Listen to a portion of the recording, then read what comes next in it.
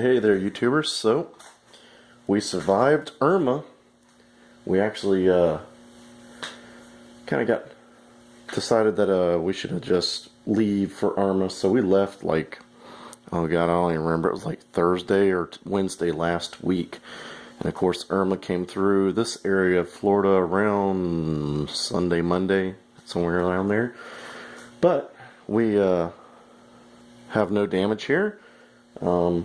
Spent the whole week going around seeing my wife's family, so we went up to South Carolina, then to North Carolina, and back to South Carolina to come back to Florida.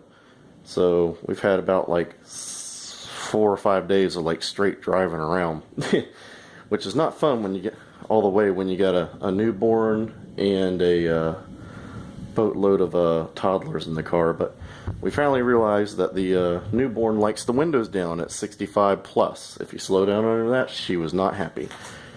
But on to the main thing, we're good here in Florida, and gas is, there's places that have it, some places don't. Main thing, I went to the grocery store after cleaning out the refrigerator, it died, you know. Found milk and bread. No milk and bread. That was kind of the weird thing. I didn't think that, and eggs. So apparently everybody likes sandwiches and Cheerios. But on to the main thing, the old bug. Clutch slips, and I've developed an oil leak. Last time I drove it, you know, I have the video up there. Obviously the clutch is slipping, so I'm gonna have to do something a little better than that. I kind of figured, I was hoping I could get away with it, but the oil leak is probably helping the clutch slipping also. But I've had this problem before with the oil leak, and where the oil looks like it's coming from, it looks like it's coming from the flywheel seal.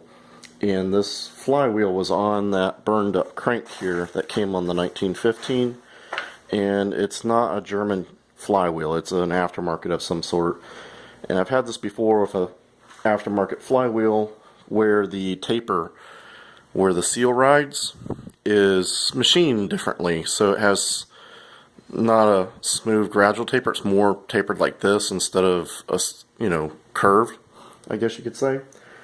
And I'm hoping that's what it is, because I got to pull it all apart. It could be one of those plugs, but it didn't leak before I pushed on the pressure plate, and that's the same problem I had before when that happened. Is when you run the engine in, it's fine. As soon as you push on the pressure plate, you move that, you know, 4 thousandths clearance you got on the end plate, and boom, it was just enough to rip the seal, make it damaged. So I'm hoping that's what it is. I got to pull the motor out to fix it either way. The rectification for that obviously is either get another flywheel, or what I did last time was I took the edge of the seal on the back side where it hits the case when you put it all the way flat in there, as far as it would go, grind that half away, and well, not half away, but you grind some of that off and hope for the best. Actually, here's the seal right here I can show you.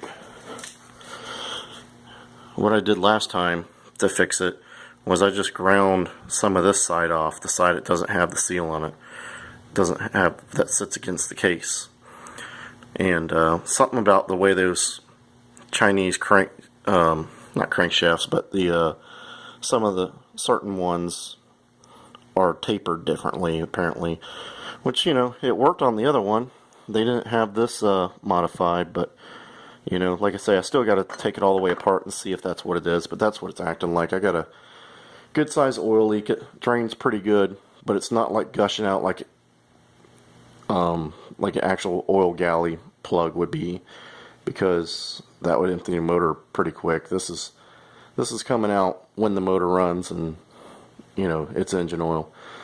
But so I got 2 zones I got to kill at once, so I got to pull the engine out again, and I'll probably tidy up my wiring and stuff like that. I didn't get all that stuff in there the way I wanted, and put a tachometer and whatnots in there. But we're back home. We're doing good. Just no damage here. Not even a tree down or anything in my yard. I was really amazed about that. Just a lot of water. It's probably the highest I've seen the water since we lived in this house. In the backyard, we have a little valley, and it filled up actually this time.